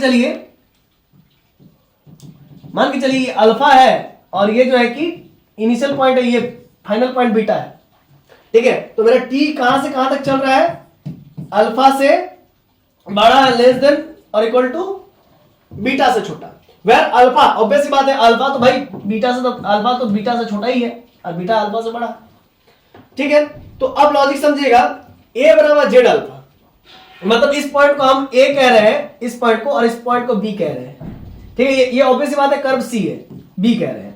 तो हम अगर अल्फा लेंगे तो ये a पॉइंट क्या दर्शाएगा, जेड अल्फा को, और अगर हम यहाँ बीटा लेंगे तो ये b पॉइंट क्या दर्शाएगा, जेड बीटा को, या आउटपुट को दर्शाएगा। लॉजिक समझ रहे हैं ना। और जेड ये फंक्शन है, complex variable, continuous complex valued function, continuous complex valued function, continuous complex valued function. ये जेड क्या है, ये जेड क्या है, जैसे कोई भी फंक्शन रहता है तो एफ लिखते हैं, बहुत कोई एफ ना लिख करके सिर्फ और सिर्फ एफ लिखता है। उसी प्रकार से यहां पर हमारे पास जो फंक्शन है ZT है, ZT, तो हम इसको इतना ना लिख करके जेड फंक्शन ही लिखेंगे। तो ये जो जेड फंक्शन है वो कैसा है, तो कंटीन्यूअस है और कॉम्प्लेक्स वैल्यूड फंक्शन है, कंटीन्यूअस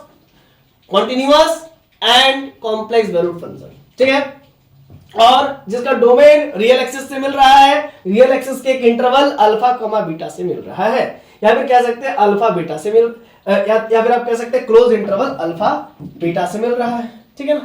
क्लियर कॉन्सेप्ट। क्योंकि अल्फा बीटा क्लोज्ड है, डोमेन क्लोज्ड है, तो जो कॉन्टिन्यूअस फंक्शन है वो भी, उसका जो रिजल्टेंट आ रहा है मतलब a से b तक, वो भी क्लोज्ड होगा, है ना। मतलब ये जो कॉन्टिन्यूअस कॉम्प्लेक्स वैल्यूड फंक्शन है वो भी क्लोज्ड हो जाएगा, समझ रहे हैं ना, मतलब बाउंडेड हो जाएगा, कुल मिलाकर आप कह सकते हैं। जो रेंज आएगा फंक्शन का, उससे जो रेंज सेट बनेगा वो रेंज सेट क्या बन जाएगा, बाउंडेड बन जाएगा, समझ रहे हैं ना, रेंज सेट, ठीक। मतलब जो रेंज, जो नंबर जो इमेज की तरह काम कर रहा है, जिसका मैपिंग हुआ है, उन नंबर्स को लेकर के एक हम सेट बनाएंगे तो उस सेट को हम लोग रेंज सेट कहते हैं, ठीक है। क्लियर है कॉन्सेप्ट। अगर दिक्कत है, देखिए अगर आपको कहीं दिक्कत हो रहा है रेंज सेट वगैरह समझने में, तो आप कृपया आप कमेंट कर दीजिएगा, मैं नेक्स्ट वीडियो में आपको क्लियर कर दूंगा, है ना। और मैं क्या कर सकता हूं बोलिए आप लोगों के लिए, ठीक है।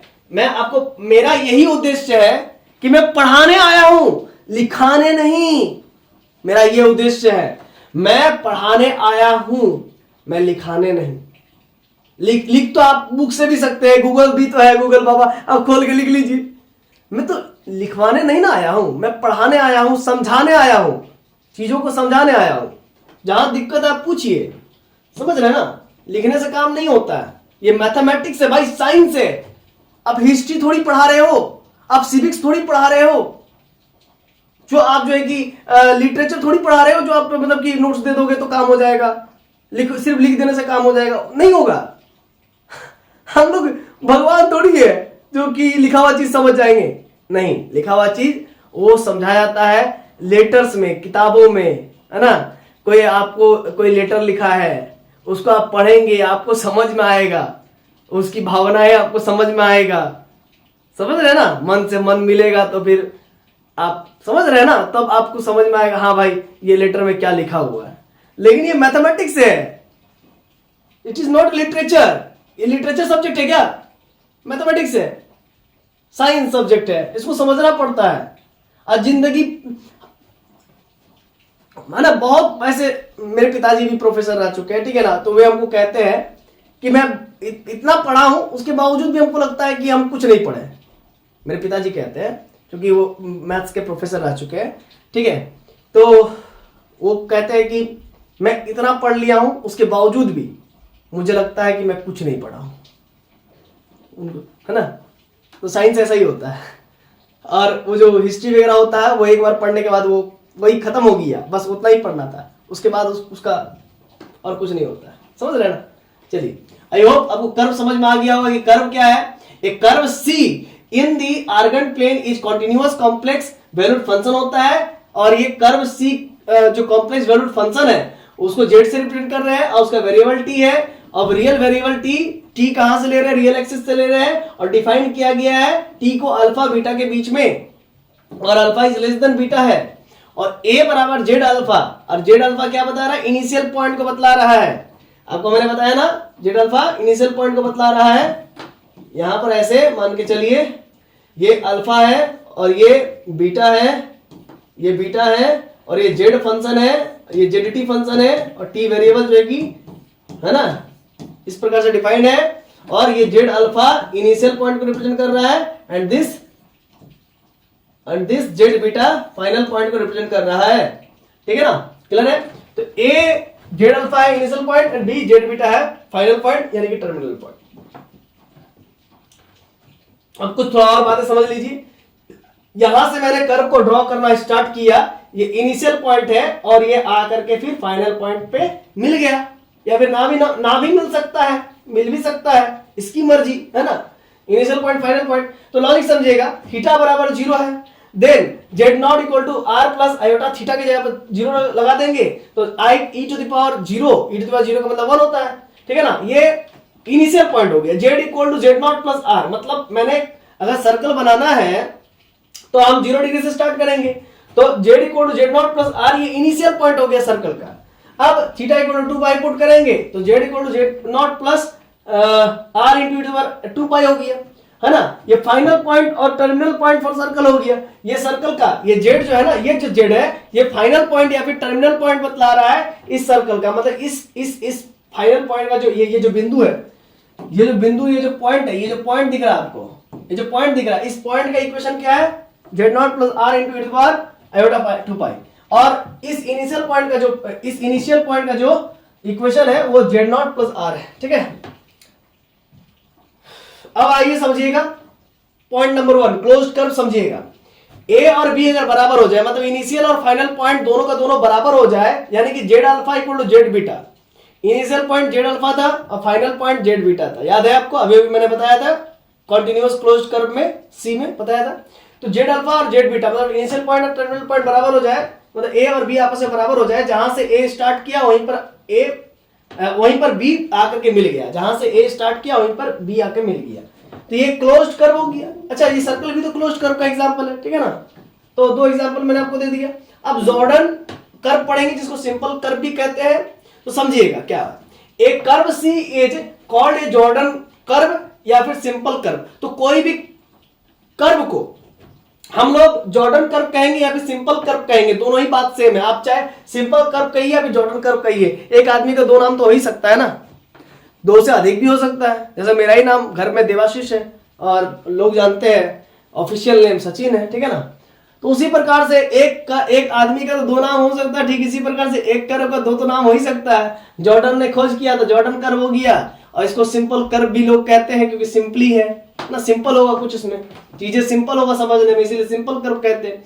तो देखिए, a curve C is called a Jordan curve या फिर simple curve if there exist a parametric representation, यदि कोई पैरामेट्रिक रिप्रेजेंटेशन मौजूद हो या फिर एग्जिस्ट करता है, z t equal to x t plus iota y t, जहां पर टी मेरा अल्फा और बीटा, मतलब टी जो है कि पैरामीटर की तरह काम करेगा और टी का वैल्यू अल्फा और बीटा के बीच में लाई करेगा, और अल्फा इक्वल टू और beta equal to alpha is t is greater than equal to alpha and t is less than equal to beta, यहां पर काम करेगा। और T1 और T2 बराबर नहीं होना चाहिए, समझे ना, कोई भी 2 पॉइंट्स आपस में बराबर नहीं होना चाहिए, कहने का मतलब। ठीक है, मतलब जो भी हम लोग रेंज मिलेगा ZT1 is not equal to ZT2 होगा। ठीक है, अब थोड़ा सा इसको हम लोग लैंग्वेज में चीजों को समझ लेते हैं तो ज्यादा समझ में आपको आ जाएगा। C is a simple curve if it does not cross itself except possibly at T equal to alpha and T equal to beta. देखिए, अभी आपको मैंने ये जो चीज समझाया शायद आपको समझ नहीं आया होगा, जॉर्डन कर्व या सिंपल कर्व, तो आपको मैंने लैंग्वेज लिखवा दिया सिर्फ, तो लैंग्वेज लिखवाने से काम नहीं ना होता है, साइंस है नॉट लिटरेचर। ठीक है, तो अभी मैंने जस्ट लिखवाया, अब इसको मैं समझा रहा हूं, देखिए। तो ये जॉर्डन कर्व या सिंपल कर्व का इक्वेशन है, ठीक है ना। और इसका टी पैरामीटर यहां से यहां तक वेरी करता है, इतना क्लियर है। कोई भी दो पॉइंट आपस में बराबर नहीं हो सकते हैं, ZT1 और ZT2 इसके कॉरस्पॉन्डिंग जो मिलेगा वो भी बराबर नहीं होगा। मतलब क्या कहना चाहते हैं, मतलब क्या, आइए समझते हैं। मतलब C is a simple curve, C को हम लोग सिंपल कर्व कहेंगे या फिर जॉर्डन कर्व कहेंगे if it does not cross itself, यानी कि वो अपने को, है ना काटे। It does not cross itself except possibility at t equal to alpha and t equal to beta. मतलब जब t का मान अल्फा हो जाए और उसी t का मान बीटा हो जाए तो बस उसी में वो कटना चाहिए, उसके अलावा और कहीं नहीं कटना चाहिए।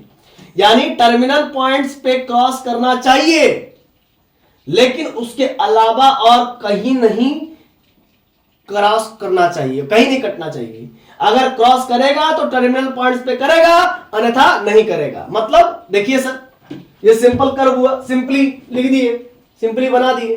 तो ये देखिए, ये इनिशियल पॉइंट है, ये टर्मिनल पॉइंट है। अगर ये क्रॉस करता तो सिर्फ और सिर्फ टर्मिनल पॉइंट पे ही क्रॉस करता, उसके अलावा अगर कहीं पर कर गया तो फिर वो जॉर्डन कर्व या सिंपल कर्व नहीं बनेगा। देखिए मैंने आपको इतना भी लैंग्वेज लिख करके बता दिया ना, तो भी आपको नहीं समझ में आएगा जब तक मैं फिगर नहीं बनाऊंगा। हाथ चलाना पड़ेगा, ठीक है। अगर बोर्ड पे लिखने में दिक्कत होता है तो फिर आप घर से लिख करके लाइए, बच्चा को इस प्रकार समझाइए, है ना। इस प्रकार से मैं समझा रहा हूं, है ना, इस प्रकार से समझो आप लोग। तो देखिए सिंपल कर्व है या फिर इसी को जॉर्डन कर्व कहते हैं। इनिशियल पॉइंट ये टर्मिनल पॉइंट हो गया, ठीक है। तो देखिए ये कट रहा है, नहीं कट रहा है, तो भी इसको हम सिंपल कर्व कहेंगे, जॉर्डन कर्व कहेंगे, क्योंकि अगर कटता तो सिर्फ और सिर्फ टर्मिनल पॉइंट पर कटता। देखिए ये इनिशियल पॉइंट से स्टार्ट हुआ, देखिए इनिशियल पॉइंट से स्टार्ट हुआ और कटा कहां पर, कटेगा तो कटेगा, सिर्फ क्रॉस करेगा तो करेगा टर्मिनल पॉइंट पर क्रॉस करेगा, टर्मिनल पॉइंट पर क्रॉस करेगा, अन्यथा नहीं करेगा। करेगा तो टर्मिनल पॉइंट पर क्रॉस करेगा, अन्यथा नहीं करेगा। तो ये दोनों जॉर्डन कर्व है, सिंपल कर्व या फिर जॉर्डन कर्व है, आल्सो कॉल्ड सिंपल कर्व है Jordan curve, since it cross at t equal to alpha and t equal to beta पर क्रॉस किया। या फिर इसी को हम लोग क्लोज सिंपल कर्व भी कहेंगे ना, क्लोज है इसीलिए क्लोज सिंपल कर्व। इसको ओपन सिंपल कर्व कहेंगे या फिर जॉर्डन कर्व कहेंगे, बहुत टाइप का नाम दे दे रहे। अब देखिए कर्व तो क्लोज है भाई, नो डाउट, लेकिन मेरा कर्व यहां से मान लीजिए स्टार्ट हुआ, लॉजिक समझिएगा। मेरा कर्व यहां से स्टार्ट हुआ और ये कटा यहां पर, देखिए कटा ना, टर्मिनल पॉइंट कहां पर था, ये टर्मिनल पॉइंट, और टर्मिनल पॉइंट पर भी कट गया, ले लोटा। मतलब इनिशियल पॉइंट से स्टार्ट हुआ और टर्मिनल पॉइंट पे भी